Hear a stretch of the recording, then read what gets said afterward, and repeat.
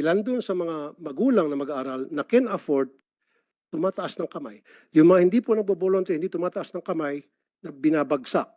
Yung mahilig mag-contribute, mataas ang grado at honor students pa. Kaya ilan sa mga magulang na ito, napipilitan dumiskarte para lamang makapagbigay ng tinatawag na voluntary contribution. Hindi lang po sa Region 3, sa lahat po ng lugar sa Pilipinas, when I posted sa Facebook page ko yung reklamo ng ilang mga magulang na pumunta po sa radio program ko Wanted sa radyo, binaha po ako ng mga comments from parents all over the country stating that pati sila sa kanilang eskwelahan, yes, meron daw po talagang tinatawag na voluntary contribution from na inimpose po ng PTA. Ang nangyari po kasi sana, ang request ko, pagsabihan niyo po, pag meron pong PTA meeting, dapat wala na akong pag-uusapan na tungkol sa contributions. Dapat ang pag-uusapan lang po sa lahat ng PTA meeting, i-require niyo po ay tungkol lang po sa academic performance ng mga estudyante o yung mga problema at hinaing ng mga estudyante, period. Kasi ang nangyari, tuwing PTA meeting, 101% ang unang agenda sa meeting na yan, and I have proof from parents and even teachers na ang first agenda tuwing magkakaroon ng PTA ay project. Ano ang pwede natin magawang project sa eskwelahan? Repair para sa CR. Varnish para sa silya na nasisira na. Bili tayo ng chalk, bili tayo ng floor wax, bili tayo ng ganito, ganon, ganon. Ang mga estudyante na walang pang contribute, kuminsan pinapahiya pa, nilalagay pa po sa group chat. Ito, nag-contribute na si Juan, si Mario, si Pedro. However, si Rolando hindi pa nag-contribute, si Petra hindi pa nag-contribute. So napapahiya yung mga hindi pa napapag-contribute na nape-pressure po. In some cases, itong mga magulang, baka natututo pa magnakaw para hindi lang mapahiya yung kanilang mga anak. And meron po akong proof tungkol dyan. In fairness po sa inyo, this has been going on for many years. Even as far back as yung administration pa po, I can remember Brother Armin Luistro. In fact, nag-away pa kami on air niya sa Wanted sa radyo because ayaw niya maniwala hanggang sa pinadalahan ko siya ng mga reklamo and nakita niya po na talagang valid and then nag-issue po siya ng memo na stop na yung contribution, voluntary contribution. After a few months, nagsibalikan din po hanggang ngayon. So is there a way na talagang once and for all, since senador na po ako, because I promise na once ako'y maging senador, I'll put a stop of this nonsense. Nung ako po'y wanted sa radyo na broadcaster, of course wala po akong magawa. All I can do is call the authorities and tell them, hey, we have complaints pertaining to this and that. Now that I'm senator and they elected and voted me para mabigyan solusyon itong problema ito na mga magulang na mag-aral, I have to do something to put a stop to these problems once and for all. Can you guys promise me na mainto na to para ako po'y maging supporter ng inyong budget at hindi ko po kontrahin.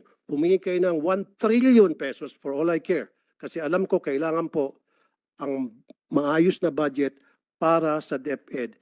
And I firmly believe na kailangan talaga ng DepEd ng pinakamalaking budget among all other agencies because we need to give quality educations to our poor na mga kababayan.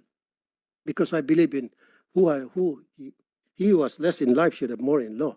So dapat sa ating batas, bigyan po ng magandang edukasyon, bigyan po ng magandang serbisyo ang mga mahirap nating kababayan.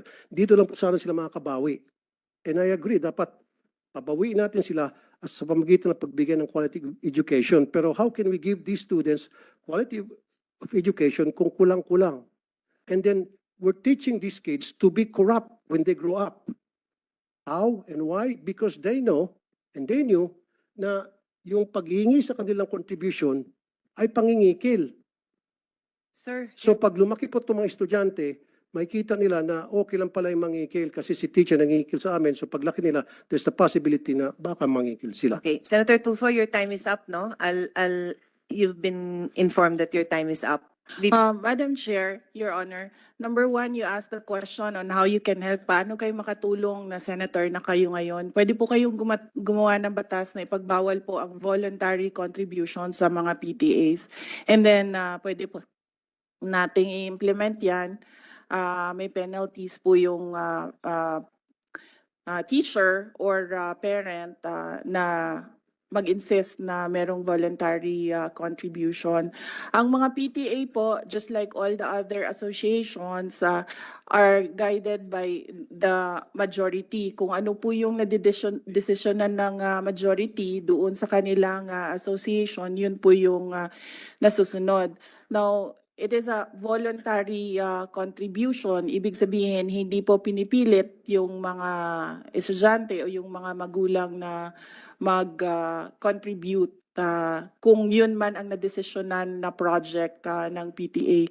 Marami po tayong mga stakeholders na iba-iba po yung projects nila sa ating mga paaralan. Hindi lang po mga PTA, but we have NGOs, we have private sector donors who partner with our public schools sa mga specific na projects nila in certain schools. Ganito po din yung ating mga PTA.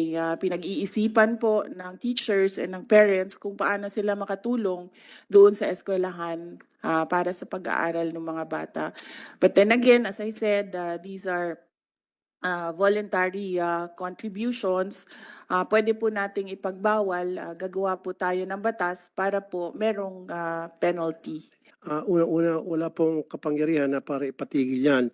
Pero however, meron pong kapangyarihan ng DepEd na para ipatigil po yung tinatawag na voluntary contributions sa PTA. Now, doon sa questions ko, hindi pa ata nasasagot. Pwede ba pakisabi sa akin paano po na-disburse yung pong MOE? Especially dun sa mga chalks, sa mga electric funds. Electric funds palagi every year yan. Talamak na talamak. Janitorial, security, repair, CR, varnish. Paano po na-distribute from DepEd hanggang sa pagdating sa eskwelahan? Paano nakakarating po yung mga MOE, sir? Meron po tayong listahan kung saan po pwedeng gamitin yung school MOE. At yung sinasabi niyo pong chalk allowance, meron pong cash allowance ang mga teachers. At ito ay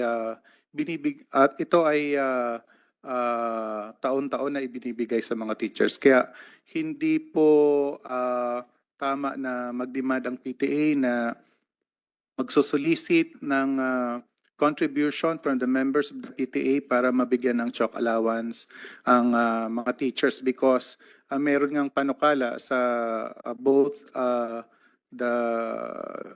chambers of Congress na i-increase yung cash allowance to 10,000. Good. Kasi sir, katulad yan, aside from chalk, floor wax, pintura, varnish, alam ko kasi sa LGU, meron pong atang allocated na 1% from the real property tax ata. Na SAF po. SAF? Para sa maintenance ng school. So doon po pwedeng kumuha kayo ng dagdag budget. Wag lang ho sana humingi sa mga estudyante. Kasi nga talaga sir, every single year, palagi pong kasama doon sa paghingi ng contribution ng electric fund. So bakit po kinakailangan ang mga estudyante ang mag-shoulder ng electric fund ng bawat classroom? Sir. Yes, opo sir. Magkakaroon po kami ng, maglalabas kami ng memorandum and directive to all our schools. Yusek Escobedo. Yes, VP, go ahead.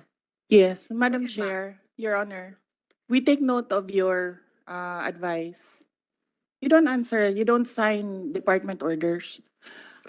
We take note of your comments, Your Honor. Thank you, but Your Honor, they must answer these questions because itong question ko po, galing po to sa mga magulang na mag-aaral. Kasi po, I told them na hayaan nyo pagdating doon sa hearing, sa budget, i-raise ko to. Kung Yes. hindi nyo ako pagsasalitain dito, then, Pinagsasalita naman po kayo. hindi kasi sinasabi, wag daw sagutin. Hindi, the VP would like to be the one to answer the Okay, question. thank you. That's my understanding. No, I'm just Thank you, moderating Madam. for everybody. Like I The said, VP wanted to answer instead of her USEC. Like I said, supporter po ako. Hindi ko po questionin yung budget. Ayaw ko pong bawasan. In fact, I'd like to put it on record. Kung dadagdagan pa yung budget ng DepEd, I will support. Kaya lang, kailangan ko lang po ng mga kasagutan sa ilang katanungan ng mga magulang na mag-aaral. I don't have anything against. In fact, Yeah. confidential fund na marami nagka-question, I don't give a heck about that. Walang pakialam dyan. Ang pakialam ko talaga, yung hinaing ng mga magulang. Yun lang po talaga. So, paki-answer lang po. Kung sino sanang gusto If I may, Senator Raffy, the Secretary took the floor earlier and responded that ang suggestion po niya, and correct me if I'm wrong, my understanding from the Secretary is that she said what you could do, because you were asking what you could do now that you're a senator, is to pass a law that would prevent that, because as far as DepEd is concerned, they have already issued the memorandums that prohibit contributions. Pero yung gustong gawin ng PTA, ng parents, my understanding is that's out of your hands. No, that's out of your hands what the PTA would like to do. Although I think maybe an assurance that hindi nyo naman ini-encourage talaga yon, di ba? It's not encouraged, it's not, you cannot, they do not mandate it, they follow that. That's my understanding. Madam Chair, okay, ano kaya tuwing magkaroon ng PTA meeting, nandoon po yung taga DepEd para i-monitor yung proceedings ng meeting, para pagsabihin ng DepEd, hey, meron na kami memo dyan na bawal ang pag-uusapan ng project, umayos-ayos kayo, ang pag-uusapan nyo lang academic performance ng estudyante.